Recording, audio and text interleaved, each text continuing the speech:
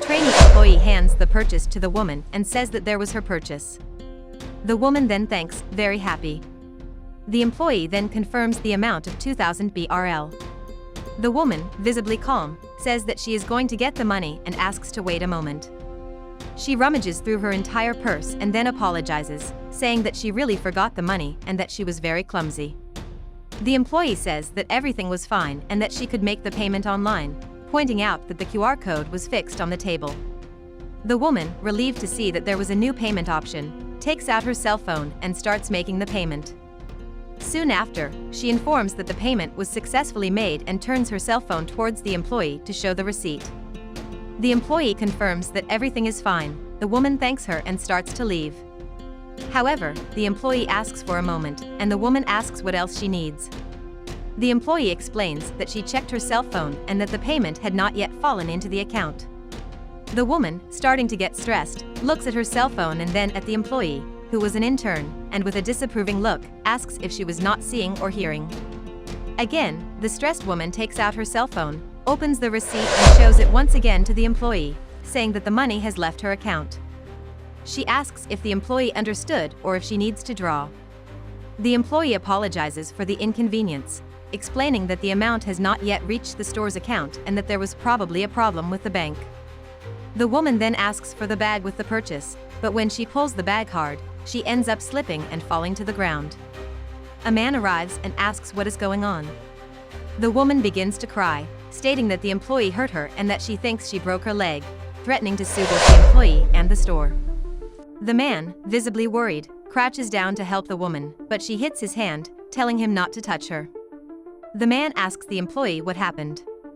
The woman explains that she made the payment correctly, but that the employee refuses to deliver the purchase, saying that the amount was not credited to the store's account. The woman, very angry, gets up, shows the receipt to the man and asks if they can see that the payment has been made.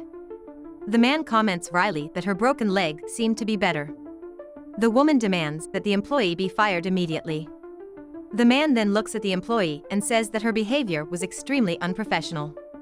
Alana, the employee, claims that she just followed protocol and begs not to be fired, as she really needs the job. The woman, however, insists that the employee be fired, otherwise there would be problems. The man looks at Alana and fires her. The woman, laughing mockingly, takes her bag and leaves. Alana begins to cry. The man says that the situation would not end so quickly and that they did not want it to come to that, but that, unfortunately, there was no other solution.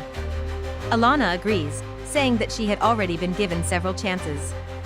The woman, furious, immediately asks what was happening there.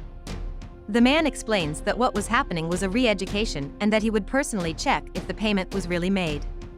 The woman claims that the money came out of her account, to which the man replies that this was the money she was trying to take from them. The woman asks him to stop the game, claiming that it was all the money she had, and demands that they return it immediately. The man says that this was just the beginning, mentioning that the first scam occurred in the store next door, the Gloria store, and that the value referred to this store. He claims that the woman believed she was the only one who knew how to exchange QR codes.